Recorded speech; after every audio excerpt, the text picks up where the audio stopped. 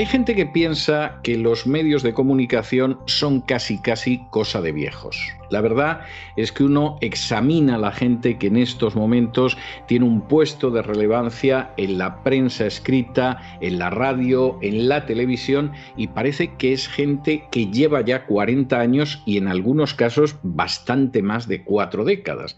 Da la sensación de que no se produce ninguna renovación. En algunos casos los recién llegados son personajes de piñón fijo que parecen hacer bueno aquel discurso de Oscar Wilde que afirmaba aquello de bienaventurados nuestros discípulos porque heredarán nuestros defectos. Y es verdad, esos defectos de los mentores aparecen, las virtudes que pudieran tener los mentores brillan por su ausencia.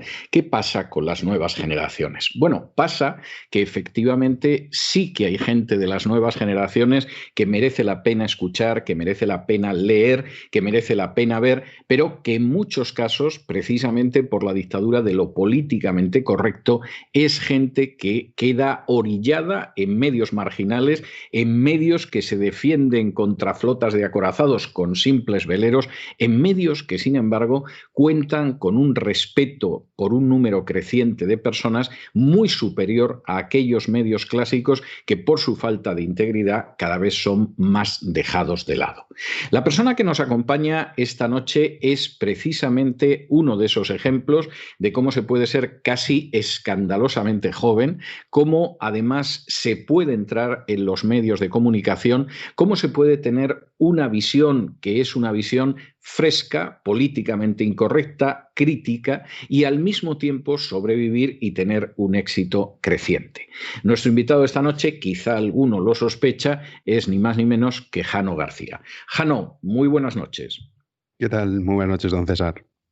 Vamos a ver, primera cuestión que yo siempre aduzco en esta presentación, en estos primeros pasos de la entrevista y que me parece enormemente importante. Vamos a ver, Jano García tenía a alguien en casa que estuviera relacionado con los medios de comunicación, había alguien en la familia que tuviera ese tipo de inclinación o por el contrario, Jano García ha sido el primero que se ha lanzado a la piscina para enfrentarse con los medios de comunicación. No. Yo vengo de mis padres, tanto mi padre como mi madre son abogados los dos. Mi padre sí que ejerció, mi madre no. Pero sí que es verdad que, digamos, la política en mi casa siempre se respiraba ambiente, hablar de política, de historia. Y desde muy pequeñito, pues eso uno lo respira, ¿no? Y sobre todo la importancia de poder tener tu propio pensamiento, que no sean otros los que te digan lo que tienes que pensar, lo que tienes que decir. Y eso siempre se ha respirado en mi casa y a través de esa forma que tenía de educarnos mi padre y mi madre, pues empecé a tener un montón de interés por la política, por la historia. Yo recuerdo, se me hace extraño que me entrevistes, porque yo recuerdo que tenía 14, 15 años, todavía andabas por la COPE, en la linterna. Yo acudía con tu libro para cuellos Catín para que me lo firmaras. Eso no te acordarás, obviamente, estamos hablando de hace más de 15 años. Y siempre he tenido un interés, sobre todo por la gente que más allá de que uno pueda estar de acuerdo o no con los mensajes que pueda dar, saber que es gente que forja su propio criterio a través de la cultura y a través de la lectura. Por cierto, Jano, cuando en un momento determinado tú decides meterte en estos andurriales, meterte en estos jardines, en casa no ha habido nadie que te dijera, hijo, ¿por qué no te sacas una plaza de funcionario y vives tranquilo o en una caja de ahorros o algo así? No te metas en estos líos. Sí, mi madre sobre todo, esto me lo sigue diciendo hoy en día. Me sigue diciendo que, oye, ten cuidado, hijo, a ver qué es lo que dices, ten cuidado porque la gente está muy crispado. Pero bueno, yo creo que merece la pena y la realidad es que yo empecé porque yo no daba crédito, sobre todo en las redes sociales, que es como una nueva herramienta. Bueno, ya no es tan nueva, ¿no? Pero hace 5 años, cuando fue el gran boom de las redes sociales, que sobre todo se empezó a enfocar más en el tema de político, yo veía un vacío absoluto, es decir, yo solamente veía propaganda de un lado. Y dije, esto no puede ser, o sea, esto es tremendo. Entonces empecé a escribir por mi cuenta sin ningún afán. O sea, a mí me dices hace 3 años que iba a estar dedicándome a lo que me dedico actualmente y te hubiese dicho que, bueno, pues estás loco, ¿no? Y la realidad es que yo creí que era importante dar la batalla, sobre todo porque aquellos que creemos en la verdad y aquellos que creemos en la libertad, tenemos que defenderla todos los días, ¿no? Porque muchas veces esa frase tan tan célebre que cuando el mal triunfa es porque el bien no hace nada, ¿no? Entonces, pues fue en realidad por una cuestión moral decidir dar esta batalla y ahora con el paso del tiempo pues hemos llegado hasta aquí. Por cierto, Jano, aclárame si esto es verdad o no, pero me ha llegado la idea, me ha llegado la información de que tú colgaste con 17 años el segundo de bachillerato para dedicarte a jugar al póker de forma profesional. ¿Esto es verdad o es una leyenda urbana? No, es cierto, es cierto. Otro de los numerosos disgustos que le he dado a mi madre a lo largo de mi vida, uno de ellos fue ese, sí. Yo no era mal estudiante, era una persona, a ver, nunca he sido un estudiante muy disciplinado, nunca he sido una persona disciplinada en ese aspecto en el ámbito académico, pero yo tenía todo aprobado a falta de 3 meses para terminar segundo de bachillerato y decidí dejarlo por dedicarme al póker de forma profesional. Ganaba muchísimo más dinero y sobre todo a esa edad, Claro. cuando uno es tonto con 17 años, pues en fin, digamos, todavía no está muy bien no está en sus cabales, ¿no? Y entonces ganaba tanto dinero que decía, hombre, no, yo me voy a dedicar a ser jugador profesional de póker. Entonces dejé el colegio y yo el colegio lo terminé con 21 años a distancia, porque luego de ese colegio evidentemente me expulsaron por no acudir Claro. y estuve pues durante varios años dedicándome al póker hasta que al final con 21 años decidí pues, terminar el bachillerato, que no lo había hecho, lo hice a distancia y ya posteriormente estudié comercio internacional y la carrera de economía, que he de decir que eran 4 años, yo la terminé en 3 para intentar recuperar un poco el tiempo perdido. Oye, y si no es mucha curiosidad, ¿por qué dejaste el póker? ¿Porque decidiste que te ibas a dedicar a jugar en otro tipo de timbas más elevadas o te cansaste de mirar las cartas? ¿Por qué dejaste el póker? Se juntaron varios factores. El primero de ellos es que la vida del jugador del póker, que mucha gente cree que es una vida maravillosa, es bastante dura. Yo recuerdo, sobre todo cuando venía el invierno, que no veías la luz del sol, porque Claro. ahora en Estados Unidos el póker está regulado, el póker online, pero en aquella época, digamos, los horarios los marcaba Estados Unidos. Entonces uno empezaba a jugar sobre las 5 o 6 de la tarde, póker online me refiero, y Sí. acababas cerca de las 7 de la mañana. Entonces, claro, era una vida que sí, o sea, ganabas dinero, pero Llevabas era... un horario como el de Isaac Jiménez, pero vamos, tú te acabaste cansando finalmente de eso. Sí, sí, primero se juntó eso y luego también se juntó que ya el Estado decidió regular lo que era el póker. Entonces, a partir de ese momento ya no podías jugar a nivel internacional, sino solamente podías jugar con españoles. Entonces, claro, lo que nosotros los jugadores de póker llamamos la acción, que es decir, la gente que hay a la que tú le puedes quitar el dinero, pues era mucho más reducido. Entonces, se juntaron varios factores. También se juntó el factor que, vamos, yo en mi vida no me veía así, con 40 años, estando con esos horarios y sobre todo que es una especie de montaña rusa la vida del jugador de póker, que un día ganas mucho dinero, al día siguiente pierdes y al fin y al cabo estás todo el día pensando en el póker, aunque bueno, durante toda esa fase, esa época de mi vida, yo nunca abandoné mi interés por la historia, ni la economía, ni la política, pero vi que no era a lo que yo me quería dedicar. Considero que es muy importante que cuando uno se levanta por las mañanas hacer lo que a uno le gusta, vamos. Y a todo eso, ¿cómo se siente un chico que es un veinteañero o está acercándose a ser veinteañero y luego es poco veinteañero, pasando de Londres a Santiago de Chile, de Santiago de Chile a Nueva Zelanda y luego regresando a España? O sea, todo este trajín corporal, todo este ánimo viajero, ¿a qué se debía? ¿Al póker o simplemente a una ansia de poder ver, de poder conocer, de poder patear este mundo? No, yo sobre todo era conocer el mundo. A mí me parece que vivimos en un mundo que es maravilloso, que es fascinante. Hay como, desde mi punto de vista, muchos mundos dentro de este mundo. Y yo me fui a Londres a trabajar a un hotel como recepcionista y como botones. Cumplía esa labor. Finalmente, el horario eran 8 horas, lo podías reducir en 4. Si decías que estabas dando cursos de inglés, yo en realidad ya hablaba inglés perfectamente, pero bueno, el típico chanchullo que haces cuando tienes Sí. 19 años. Y me iba al Victoria, al Casino Victoria, todas las tardes a jugar para ganar muchísimo más dinero del que me pagaba en el hotel, evidentemente. Y luego, pues bueno, el amor me llevó a Santiago de Chile y Santiago de Chile, la verdad es que fue una experiencia muy, muy buena, muy positiva. Conocer cómo se vive realmente. Yo ahí, por ejemplo, pude conocer lo que es de verdad el clasismo, lo que es de verdad ese racismo que tienen en muchos países sudamericanos, No, sobre todos. todo, sí. Todos.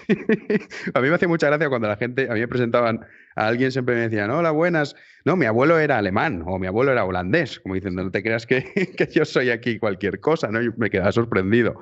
Y sobre todo en lo que era el clasismo, ¿no? Porque aquí en España, por ejemplo, pues tú vas a la universidad y pues, tienes gente de todo tipo, da igual a qué se dediquen sus padres, que son tus compañeros de clase y generas amistad con ellos. No ocurre así en muchos países de Sudamérica, entonces fue una experiencia muy buena.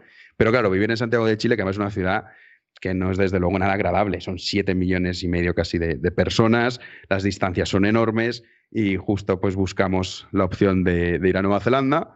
Llegamos a Nueva Zelanda y a mí se me quedó pequeño, parecía que era muy aburrido, es un país que sí, se vive muy bien, pero demasiado tranquilo, sobre todo cuando tienes 22 años. Entonces dijimos, bueno, pues esto no es lo que estamos buscando y ya pues regresé a España. Yo tenía la intención de marcharme ahora a Singapur a vivir a principios de este año, pero claro, con todo el tema de la pandemia y luego estas oportunidades profesionales que han ido surgiendo, pues lo he retrasado. Pero vamos, no me veo viviendo en España eternamente, en absoluto.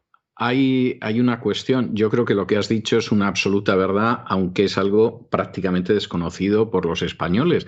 Y es que efectivamente las sociedades hispanoamericanas son mucho más racistas que los Estados Unidos, ¿no? Luego se asalta mucho a los Estados Unidos, pero las sociedades hispanoamericanas son increíblemente racistas. O sea, la idea de la limpieza de sangre que llegó con los españoles se ha mantenido y hay un elemento clasista enorme. Da igual que sean repúblicas desde hace 2 siglos. Allí parece casi que son capitales de provincia de España, ¿no? Pero a escala nacional y es algo que mucha gente se queda sorprendida, pero es la realidad. A todo eso, y este es un factor en el que yo quisiera detenerme siquiera unos instantes porque me parece muy importante. Tú resulta que acabas los estudios, te regresas a España a la causa de 4 años y tienes verdaderamente la audacia de dedicarte a ser emprendedor. Pero ¿a ti cómo se te pasó por la cabeza ser emprendedor en un país como España? ¿Habías llegado a la conclusión? O sea, ¿desconocías lo que era España o pensaste que de todas formas iba a salir bien? ¿Cómo fue eso, Jano? Pues yo estaba trabajando en una transitaria en el puerto de Valencia. Y yo tenía la fortuna de estar cerca, yo podía ir andando al trabajo, pero muchos de mis compañeros de trabajo recuerdo que estaban casi todas las tardes mirando a ver si les daba tiempo a coger el autobús o no coger el autobús para regresar a casa. Entonces, Valencia, que es una ciudad muy cómoda, y dije, bueno, esta gente si tuviese una moto eléctrica, que pudiesen tener una batería, sacarla y cargarla como cargas el teléfono móvil, yo creo que podría funcionar a un precio bajo, porque en Valencia se utiliza mucho la bici, es una ciudad completamente plana, entonces es una maravilla ir en bici. En verano es verdad que es complicado porque hace un calor del demonio, pero entre tiempo pues hay muchos meses, ¿no?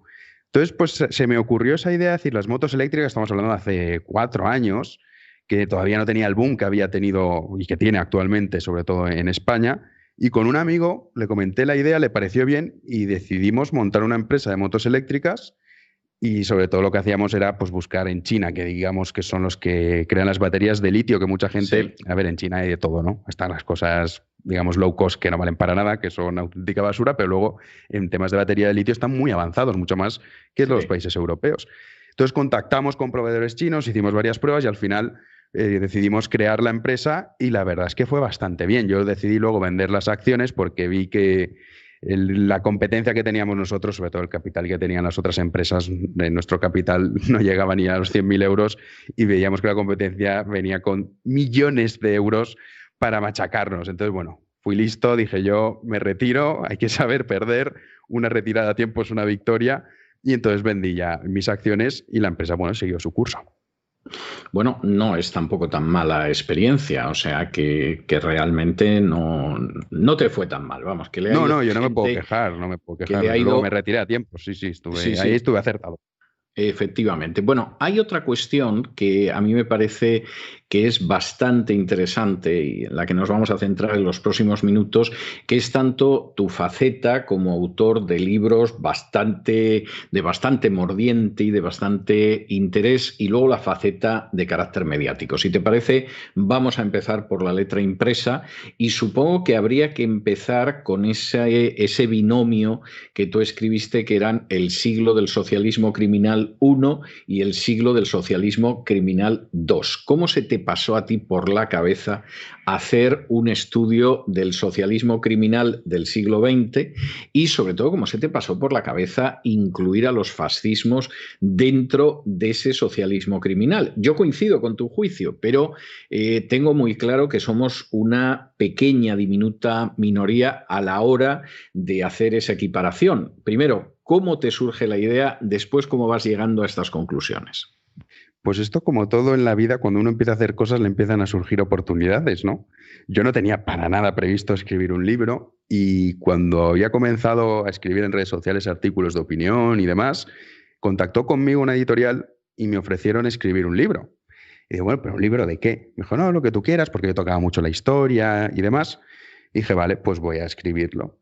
Cuando concluí el primer tomo, porque yo creo que hay un error de concepto absoluto, y es decir, la gente cree que el fascismo es un fenómeno de derechas o que se puede asociar a la derecha, y en realidad, más allá de que Benito Mussolini fuese miembro del Partido Socialista Italiano, más allá de que el propio Giovanni Gentile y el que haya leído la doctrina del fascismo se da cuenta que es corporativismo puro, que luego se ha replicado realmente solamente en Argentina, el peronismo sería lo más similar, que era un gran admirador de Mussolini, y todo este tipo de cosas, igual que el nazismo. Yo creo que mucha gente no había leído Mi lucha, ni ha leído Mi lucha de Adolf Hitler, y dije, bueno, pues que esto es increíble, ¿no? Cómo la izquierda retuerce y aprovecha la ignorancia del personal para intentar colocar los movimientos a la derecha, cuando dices, bueno, si es que son movimientos socialistas, ellos nunca lo negaron, ellos siempre hablaron de socialismo, y la realidad es esa, ¿no? Que era un Estado omnipresente que tenía que regir tanto en el ámbito económico como en el ámbito social al país. Entonces decidí escribir este relato. Para mi sorpresa, cuando lo concluí, la editorial que me había encargado escribir el libro me quería cobrar.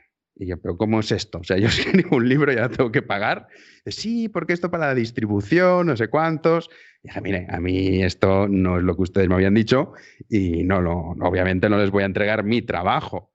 Y como yo, novatadas, estupideces que comete uno, lo había anunciado en redes sociales, había dicho, oye, voy a estar una temporada retirado y no voy a poder publicar con tanta asiduidad porque voy a empezar a escribir un libro, pues un seguidor me escribió y me dijo, oye, Jano, ¿qué pasa con el libro este que habías prometido hace tanto tiempo? Entonces le conté la historia y él me lo dijo, yo no lo sabía, que a través de Amazon se podía autopublicar uno su libro. Sí, sí. Y yo lo desconocía por completo. Entonces dije, bueno, pues voy a probar, voy a hacerlo así. Lo autopubliqué por Amazon y la verdad es que fue un éxito, vamos, espectacular. Yo no podía creer que estuviese número 1 en ventas de Amazon. En España, obviamente, estamos hablando. Y entonces a partir de ahí tuvo mucho éxito, mucha gente me pedía una segunda parte porque es verdad que había dejado personajes que no se había incluido. Escribí el segundo libro y sobre todo es eso, es relatando la historia. Así es que al fin y al cabo el que lea los libros, siempre digo, son libros históricos. O sea, yo lo que relato es la historia, son los hechos, son los datos y son lo que ocurrió y a partir de ahí cada uno sacará un juicio. Pero la realidad hay que contarla. Entonces yo creo que era muy importante y sobre todo la historia me parece que es fundamental en todos los aspectos, pero en el aspecto, digamos, político más, saber qué es lo que de verdad había ocurrido y sobre todo saber cuál es la realidad y cómo se retuerce el lenguaje de forma, vamos, completamente intencionada por parte de la izquierda para intentar poner en el otro el lado del espectro político a regímenes que son puramente y que tienen una tendencia socialista.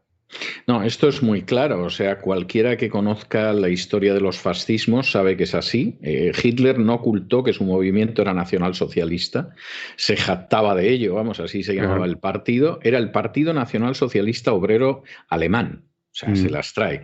En el caso de Mussolini, hay una entrevista célebre que le hacen al poco de llegar al poder y le dicen, pero bueno, usted que ha sido siempre un socialista internacionalista, ¿qué es esto del fascismo? Y entonces él dice, mire usted, cuando llegó la Gran Guerra, yo dejé de creer, porque vi que los partidos socialistas de los distintos países votaban a favor de sus gobiernos, no se oponían a ir a la guerra, y yo en ese momento dejé de ser un socialista internacionalista y me convertí en un socialista nacionalista, y eso es el fascismo. Efectivamente. Y incluso hay un debate muy interesante de José Antonio Primo de Rivera en las Cortes, el fundador de Falange, que intentaba evitar la palabra socialismo como fuera, más que nada porque el Partido Socialista era muy fuerte en España. Y hay un debate que él tiene con Indalecio Prieto en las Cortes, en el cual le dice, cuando ustedes dejen de pertenecer a una internacional y sea un socialismo nacional, entonces avísennos porque tenemos mucho que hablar. Sí, lo cual es una confesión de parte clarísima. Y claro, la Falange creía pues, en la nacionalización de la banca, etcétera, etcétera. Claro. Déjame comentarte, Jano, por esto que me contabas de los editores descarados que querían cobrarte, que allá por el año 92, o sea, ha llovido mucho, a mí me invitaron a un programa de radio en Zaragoza junto con otro señor que había publicado un libro para hablar de mi último libro. y era un programa que el programa, bueno, pues era así, pero te invitaban a comer antes, con lo cual era en un hotel que estaba muy bien en Zaragoza y entonces, pues bueno, te compensaba. Y recuerdo que en el curso de la comida, el otro autor, que era un señor mayor, me dice, bueno, ¿y le ha publicado usted Planeta? Dice, ¿cuánto dinero le ha costado que le editara Planeta? Digo, ¿cómo dinero? A mí me ha pagado Planeta. Dice, ¿que le ha pagado usted a Planeta? Oiga, pues es que a mí para sacar este libro me ha costado que la Librería General, pues para que me sacara no sé cuántos ejemplares, le he pagado no sé qué. Y yo dije, pero ¿será posible que haya gente que se aproveche de los autores y encima les cobre? O sea, pues sí, o sea, tu caso veo que esta práctica infame sigue existiendo. Sí, yo conozco casos también de gente que ha caído en la trampa. Sí, Y claro, también se aprovechan un poco que yo cuando escribí el libro no lo escribí con ningún afán, los primeros de decir, bueno, va a ser un éxito rotundo, no. Lo escribí con total humildad, pero yo creo que hay mucha gente que cree que su libro va a ser un éxito rotundo No. y entonces dice, pues yo pago 3.000, pero luego voy a ganar muchísimo más. Yo no, yo siempre he tenido los pies en la tierra y en absoluto, no.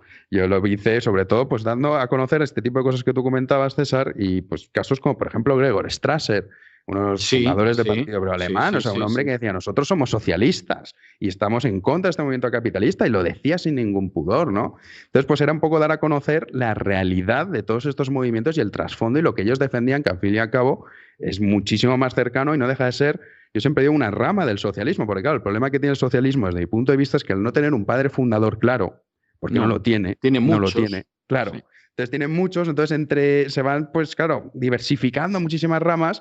Y es muy complicado decir, ¿qué es el socialismo? Es que hay muchos tipos de socialismo, ¿no?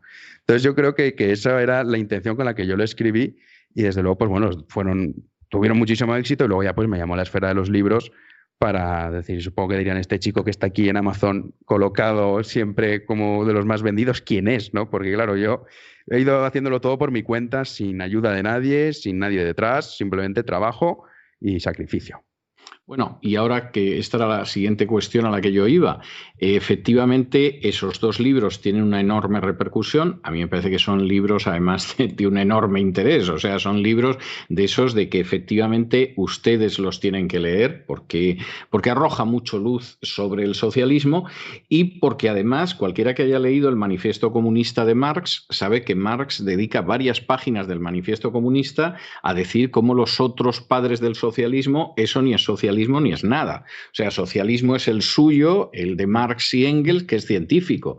Los otros socialistas anteriores a él ni fueron socialistas ni cosa que se le pareciera, ¿no? Sí, se mete con Fourier, Sismondi, para él, todos esos son Saint-Simon, todos estos.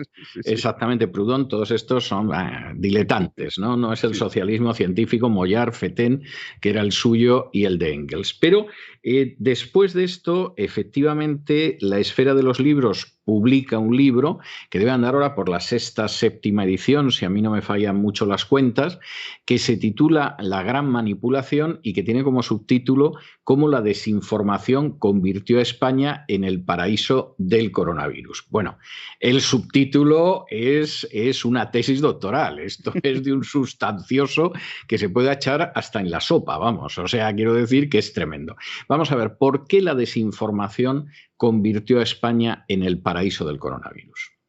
Pues yo creo que los que hemos vivido en España todo este proceso, y lo que seguimos viviéndolo actualmente, no es algo que haya concluido, nos dimos cuenta, o al menos los que tenemos cierto interés por seguir la actualidad de los medios internacionales, que en España, por desgracia, es una práctica que no la suele realizar muchísima gente, y cuando uno veía las imágenes de lo que estaba ocurriendo, ya no solo en China, sino que estamos hablando ya en Singapur, en Corea del Sur, en Japón. O sea, no es que dijésemos, bueno, es que los chinos no sabemos porque son como son y nunca te puedes fiar de ellos. Bueno, oiga, ya tiene otros países, ¿no?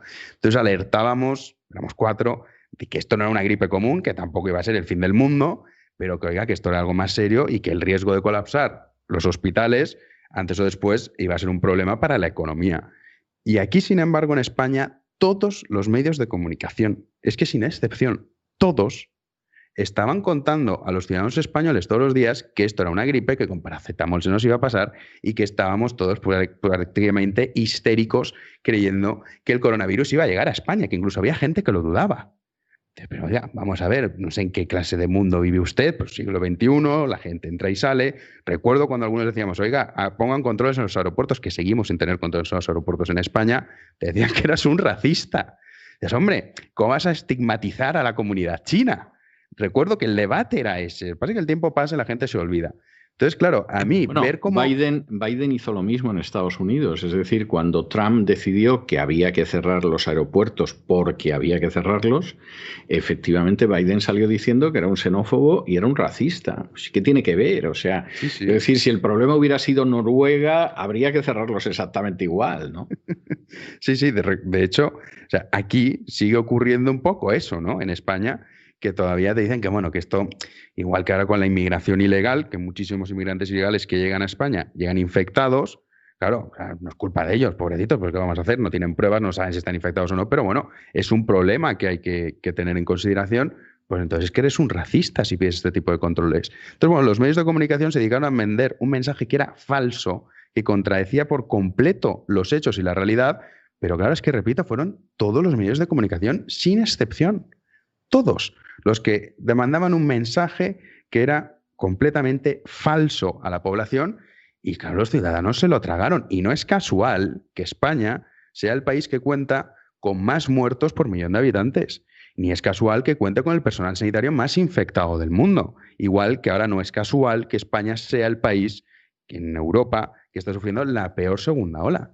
Es que nada es casual, es que el virus no es antiespañol, es que esto depende de gestión y sobre todo de información. De hecho, vivimos en un momento que a mí ya, de verdad, no sé ni cómo calificarlo, que España es el único país de Europa que obliga a sus ciudadanos a llevar mascarilla por las calles.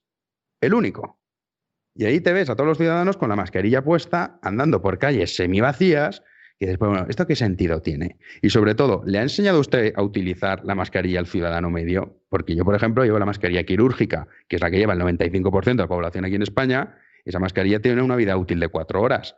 Desconozco qué porcentaje de la población la recicla cada 4 horas, pero me atrevería a decir que no es un porcentaje muy elevado. Es decir, y además seguro que la mayoría no sabe lo de las 4 horas.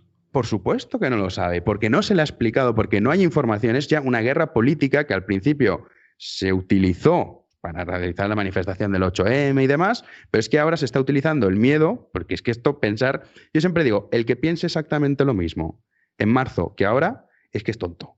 El que pensaba en marzo que nos íbamos a morir todos, ahora no puede pensar eso. No. Y en que en marzo pensaba que esto era una gripe común, ahora tampoco puede pensar eso. Yo creo que ya el tiempo nos da con más perspectiva analizar la realidad y decir, oiga, vale, sabemos que por suerte la letalidad de este virus es baja, sobre todo es más letal cuando estamos hablando de edades 70 para arriba. Pues bueno, sí, lo que tenemos que controlar es sobre todo ese porcentaje de la población, de ese rango de edad, ponerlos, digamos, en un lugar seguro, cuidarlos y tener especial atención con ellos. Pero el resto a funcionar y a trabajar y a recuperar la economía del país. Pero es que ahora no. Ahora aquí los mismos que nos decían que era una gripe común, ahora nos intentan meter un miedo salvaje a toda la población y estamos viendo a la población española completamente loca. Esto yo creo que es un poco lo que también está pasando en otros países, ¿no? Pero en España especialmente. Y sobre todo cuando uno ve imágenes de lo que ocurre en Austria o de lo que ocurre en Alemania o lo que ocurre en Hungría. El otro día jugó el Sevilla, por ejemplo, la final de... No recuerdo que estaban jugando de fútbol, pero una final de algo. Es que no soy muy fan del fútbol, como habrá podido comprobar los oyentes. Y la gente se sorprendía porque decía, hay público en las gradas. ¿Cómo puede ser que hay público en las gradas? Era en Hungría donde estaban jugando. Entonces, claro, lo que está ocurriendo en España no ocurre en otro país. Se está utilizando el miedo para utilizar de forma política, hacer un cambio de régimen encubierto, que es lo que estamos sufriendo en España. Es que esta pandemia es, desde luego, una oportunidad terrible para los regímenes totalitarios de ver hasta qué punto la población traga. Y el ciudadano español ha tragado tanto que estos han dicho, bueno, es que esto es una maravilla. Sí, estoy de acuerdo y que desde luego, vamos, yo no solamente creo que la idea es ir a un cambio de régimen, que eso la verdad es que es tan escandaloso ya que uno se tiene que cerrar mucho los ojos o apretar mucho los párpados como para no verlo. Es que además yo estoy convencido de que también se trata de vender el país. Es decir, el país arruinado es más barato y efectivamente se puede vender mucho mejor y, por supuesto, todos cobraremos comisiones.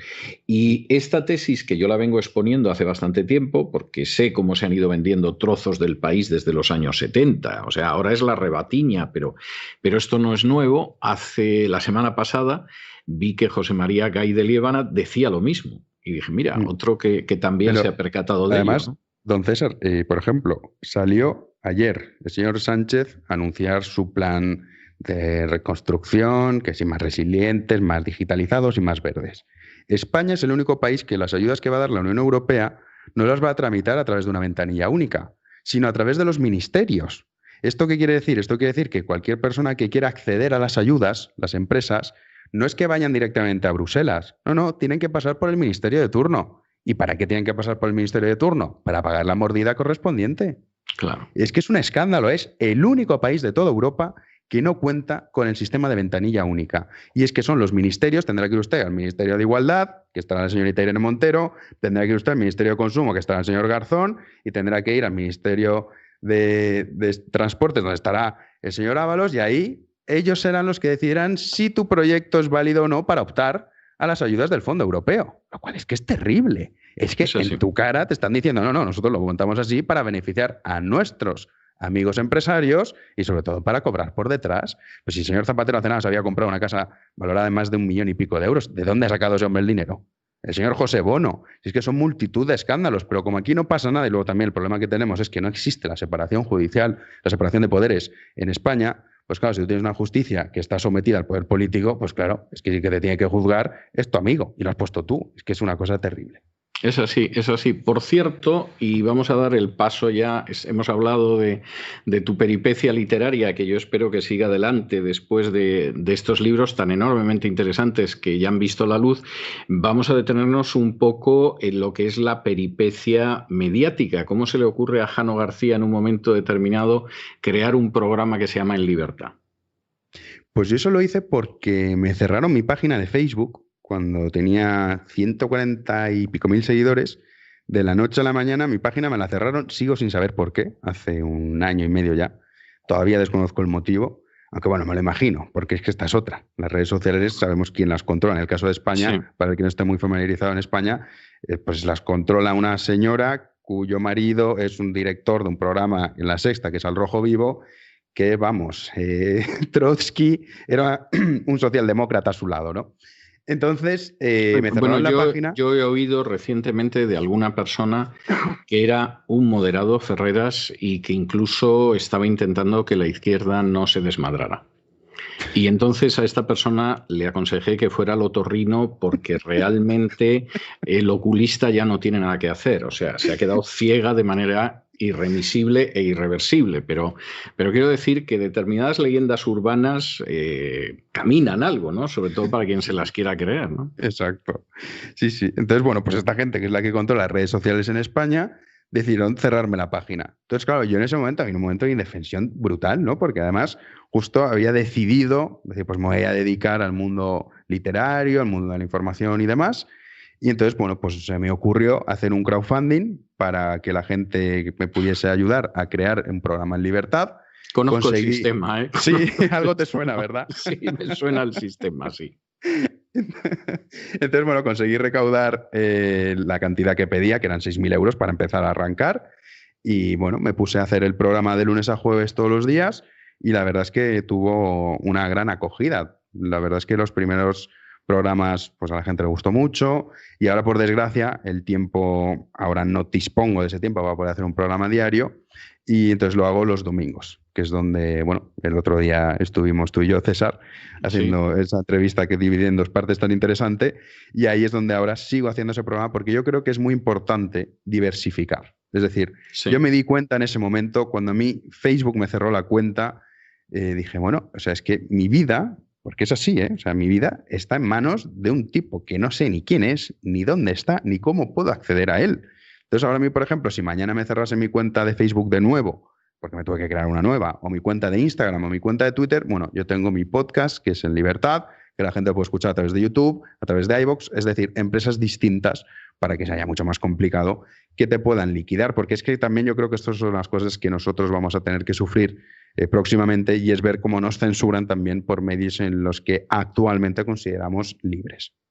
Bueno, de hecho, fíjate, nosotros pusimos en funcionamiento hace poco más de 2 semanas, no llega ni de lejos al mes, la plataforma cesarvidal.tv como una plataforma en la que refugiarnos. Por supuesto, tiene también programas audiovisuales, etcétera, etcétera, y más contenidos que La Voz o que mi página web, pero la razón fundamental fue que si en algún momento nos echan de las redes sociales, tenemos el apagón, etcétera, tenemos un sitio donde ya estamos Claro. refugiados. Es decir, esa es la idea. Y tu caso es un caso que precisamente abona que nuestra tesis no es una locura, no es paranoia ni cosa parecida, sino que es prepararse para lo que puede suceder porque a alguna persona ya le ha sucedido. A todo eso, como tú ya no te dedicas al póker en fin, no te dedicas a otras cosas, me he enterado de que la última aventura es un diario.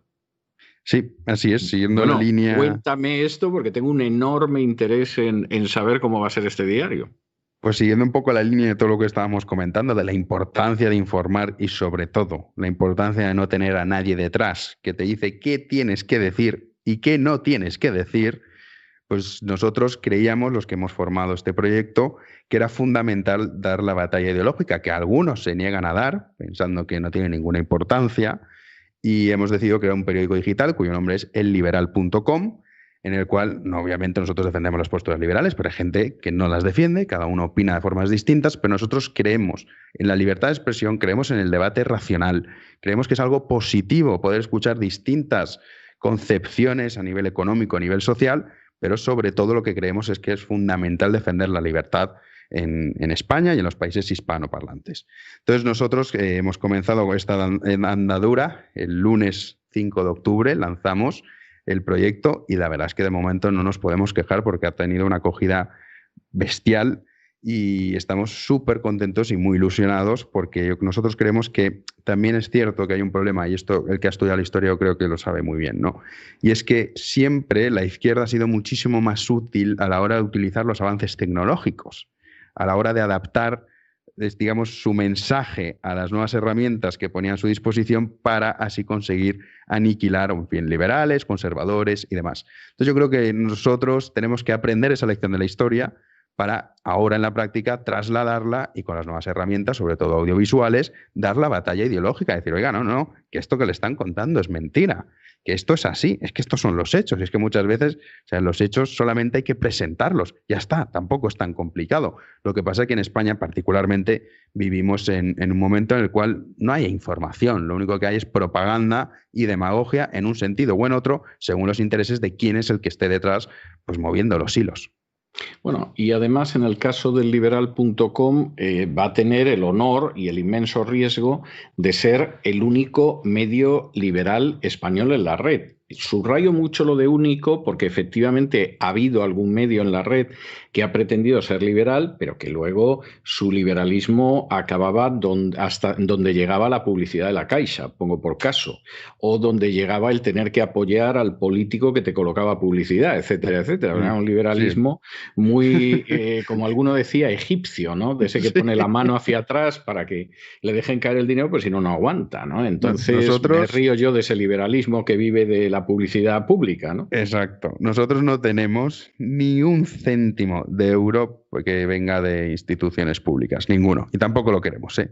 Tenemos publicidad de empresas privadas que apuestan por el proyecto y la publicidad que te paga, pues lo que es Google Ads, que son de estas de subasta, pero nosotros Sí. no recibimos ni un céntimo, ni vamos a recibirlo jamás, porque me parece que es, vamos, a mí me molesta muchísimo saber que cuando hago la declaración de la renta, un porcentaje va a pagar a Escolar, a toda esta tropa, Ana Pardo de Vera y demás, pues bueno, me parece grotesco e insultante. Entonces nosotros, desde luego, que no vamos a poner ese tipo de publicidad. Y sí, somos un periódico liberal y sobre todo lo que nosotros buscamos es dar la información que el ciudadano no tiene. Es multitud, supongo que a ti, César, también te pasa, las Sí, personas que te escriben y te dicen, gracias a ti me he sí, enterado de esto, porque no lo es sabía. verdad, es verdad, es verdad, eso es Y muy dices, común. ¿cómo puede ser? ¿Cómo puede ser que con tantos medios de comunicación no haya nadie que haya dicho, oiga, es que esto es así? Es que es terrible la desinformación a la que se le somete al ciudadano. Entonces nosotros nuestra batalla es esa, más allá que por supuesto defendamos las ideas liberales porque creemos que son las más correctas, tanto a nivel moral como a nivel práctico, y así lo demuestran los hechos y la historia, sino también porque nosotros creemos que es importante que la gente esté informada. Pues yo creo que una población desinformada es lo peor y sobre todo es lo que desea siempre el poder político para luego poder llevarlo por el lado que ellos consideren oportuno. Sin ningún género de dudas, Jano, sin ningún género de dudas, es así. Y tampoco extraña que los medios convencionales en España, sea televisión, sea radio, sea prensa, estén en caída libre desde hace mucho tiempo, porque la falta de integridad de esos medios, vamos, es que canta la traviata, ¿no? Cuando además la gente tiene la posibilidad a través de Internet de acceder a otras fuentes de información, de pronto dice, pero bueno, a mí me están engañando como a un chino, o sea, me ocultan noticias, las cosas que me cuentan son falsas. Pues bueno, esto parece los corresponsales españoles en Estados Unidos, ¿no? O sea, ¿esto qué es, no?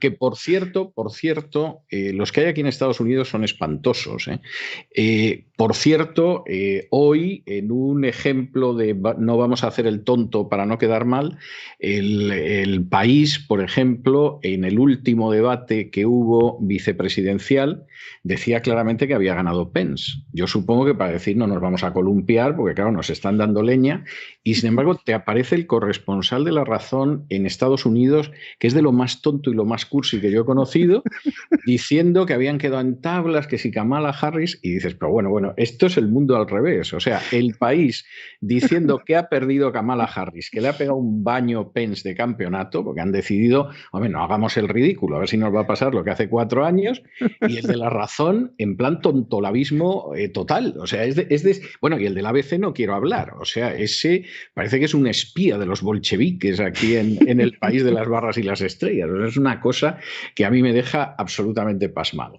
Bueno, Jano, decir que cuentas con todo nuestro respaldo, con todo nuestro aprecio.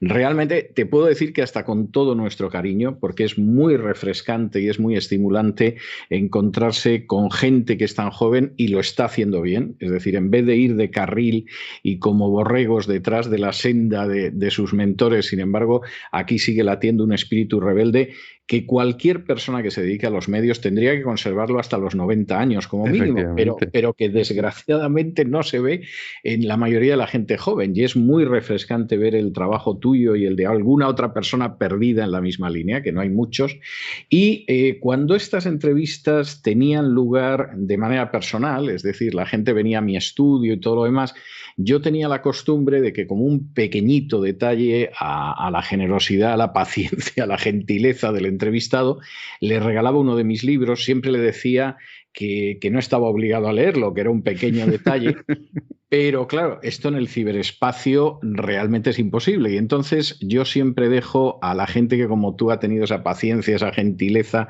esa amabilidad de atendernos, le suelo dejar una melodía. En tu caso he escogido una con absoluta convicción, que es el famoso jugador de Kenny Rogers, el Gambler, porque tú sigues siendo un jugador. Es decir, yo no sé si ya, aunque solo sea en familia y de manera doméstica, juegas al póker, pero tú te sigues jugando la vida, te sigues jugando el futuro, te juegas la libertad, te juegas muchísimas cosas, escribiendo lo que escribes, diciendo lo que dices y ahora embarcándote en este periódico online que es el liberal.com. O sea, te la juegas. Y yo, sinceramente, quisiera que, igual que en algún momento ganaste mucho dinero al póker y de alguna manera habías descubierto el truqui de cómo ganar dinero al póker, suceda ahora exactamente lo mismo. Como decía Kenny Rogers, todos los jugadores saben cuándo tienen que plantarse, cuándo van adelante y cuándo se levantan de la mesa y dicen hasta aquí hemos llegado, ¿no? Y yo sinceramente creo que el liberal.com va a funcionar muy bien. Creo que tus libros, los que vayan surgiendo en el futuro y los que has publicado hasta ahora, van a seguir siendo libros de referencia para cuestiones que no son baladíes, y creo que efectivamente tú sigues siendo un muy buen jugador. Lo que pasa es que has pasado ya a una liga y a unas mesas que son mucho más peligrosas y más arriesgadas que las mesas de póker, donde pasaste casi de la adolescencia a la juventud. De modo que te deseo muchísima suerte.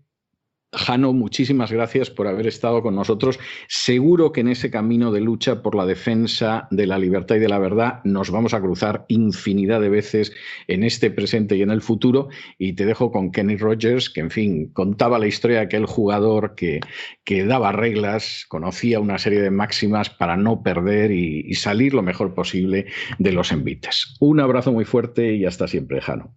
Muchísimas gracias, don César. Nos vemos pronto.